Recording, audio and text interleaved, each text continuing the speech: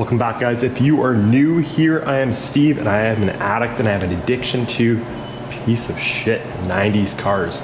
This car in particular happens to be a 98 DSM or Eagle Talon, similar to the Mitsubishi Eclipse for the Americans and the all-wheel drive form. I took this project on from my buddy Chris, and what we're doing is putting the engine back in it and the transmission that came out as long as Chris has had the car that has never had an engine. So I was like, hey, let me be that guy that saves this car and ruins his own life. Trying to do it and be a hero, like it's crazy. Anyway, we're gonna get into it. It's been about a week since I looked at the car. I don't remember where we left off. I'm seeing parts on the floor here. So we have on this video, we're gonna get the battery tray back in. We're gonna get the subframe, the structure underneath back in, the motor mounts in. So we only have two mounts holding the car engine up right now. We have this mount and the transmission mount. There are two other mounts. There's one on the back of the transmission, one on the front of the transmission that we have to get in. We ran into an issue on the last video with the AC bracket. We had a 1G AC bracket. For those that don't know, the 1G is the body style before this. This is a 2G, so we do have the right AC bracket now for the compressor. We do have the battery box or battery bracket now that we did not have before. And we have the transfer case. We didn't have the transfer case before. Shout out to Alex from Mopac Parts in Calgary. Chris hooked it up. Alex went all the way out to Saskatchewan or Winnipeg, or I don't know where he got this thing from, but regardless, Alex, thanks for the hookup, bro, on the transfer case for this thing. So yeah, let's get moving. I'd like to make some noise with this thing in this video. We've got a few things.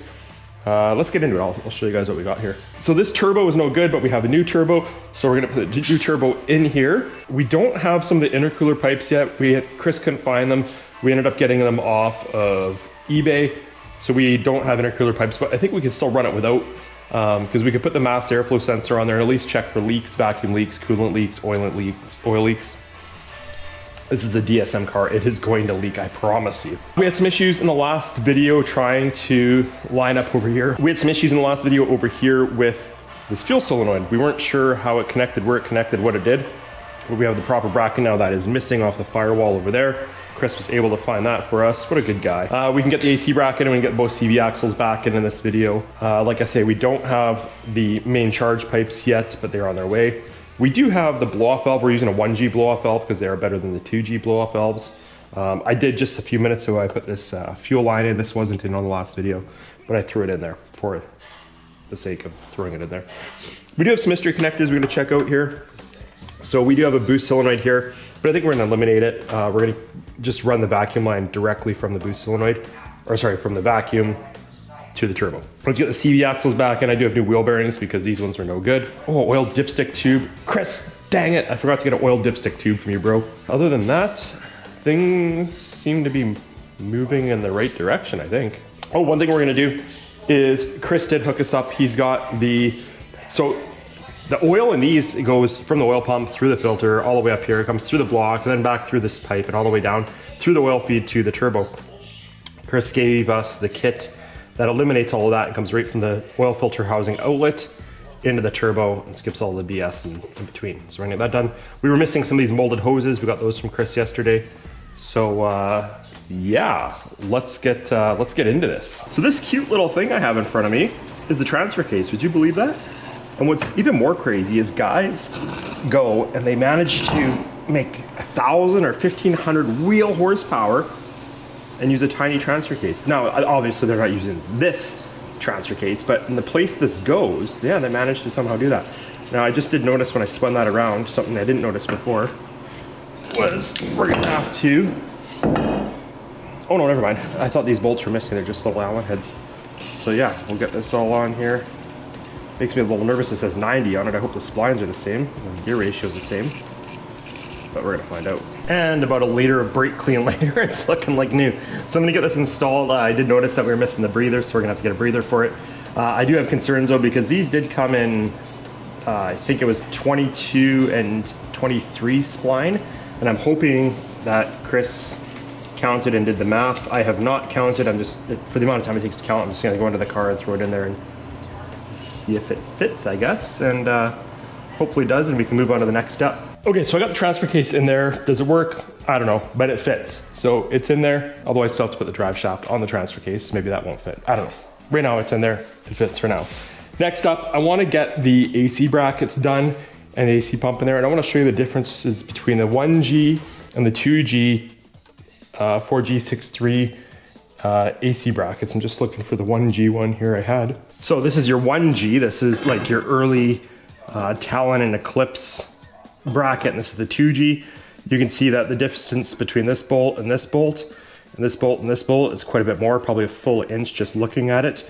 You can see this hole here is missing on this one, and that's for your intermediate shaft that comes on the left side of the vehicle and bolts to there and then bolts over here on the block. So there are some differences for those wondering.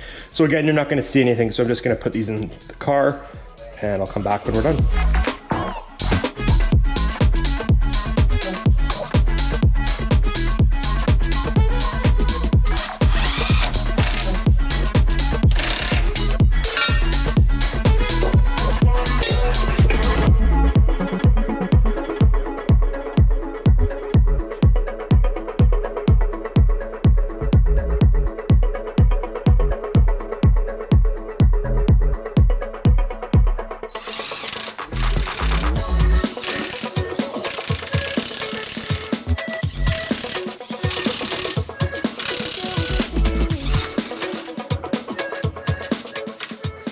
All right, guys, that's an hour and a half I'm not gonna ever get back. So we got the AC bracket in, we got the AC compressor in, we have the intermediate shaft in, we got the drive shaft in, we got the transfer case in. Let's go underneath there. I'll show you what we did, and then we're gonna come back up top and button things up here. All right, guys, we got the AC compressor and the AC bracket in down here. We have the intermediate shaft in right here. We have the differential in, or sorry, we have the transfer case in right here. Drive shaft is in over there. Sorry, my light is blinding you. Drive shaft's in over there. We have the lower member in here with the motor mount that still needs to be bolted in right there. So things are looking good down here. All right, and back on top, now we gotta get the battery in here. We gotta get the battery mount in here because it was missing. A couple vacuum lines to throw together. We're still waiting on eBay for the charge pipes here. Obviously that was just this morning. Got the new turbo we're gonna put in here and get that together. A couple electrical connectors we don't know yet. Things are coming together with the vacuum lines. We're cruising along. Where do you think this goes? Somewhere down here maybe? I don't know. Oh, wait, actually, right there, cousin, right there. All right, where's a little hair on the hole so we can line it up? Where is it? Where's the hole? Oh, way down there. Well, that sounds so bad.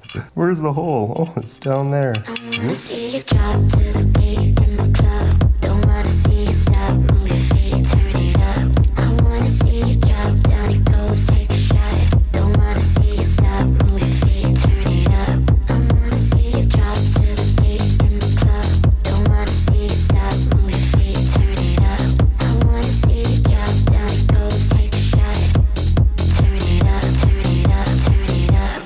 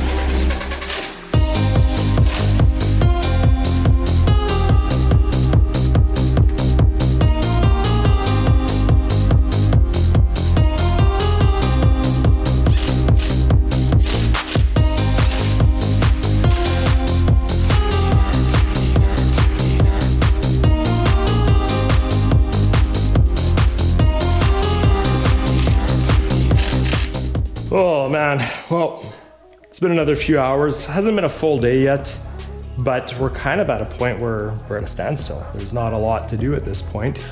I'll walk you guys through it here, and you can see we're waiting on parts.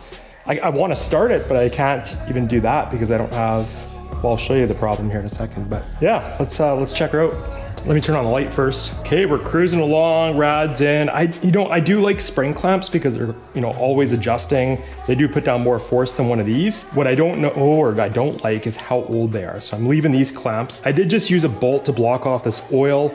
I will end up getting, Chris does have a banjo block, so I'll end up getting that. We're waiting on eBay yet, our charge pipes, so I can't run it. The reason I can't run it is because these are studs, right? And there's this huge gap here, a huge vacuum leak, so it would never run. This actually has to run down to the blow-off valve. I can't put the blow-off valve on because we don't have a blow-off valve. Need a dipstick tube yet from Chris. Yeah, I want to know how much oil's in this before I start it. I just noticed that. Look at that bolt right there. It's not actually in the groove, so we're gonna fix that. So the last 11 hours working on this thing, didn't even notice that. So this is the oil line. So the oil line in the kit comes, and it actually stands vertical up and down. I didn't like that, so I did add this JIC 90 in there, and then I just put this clamp here.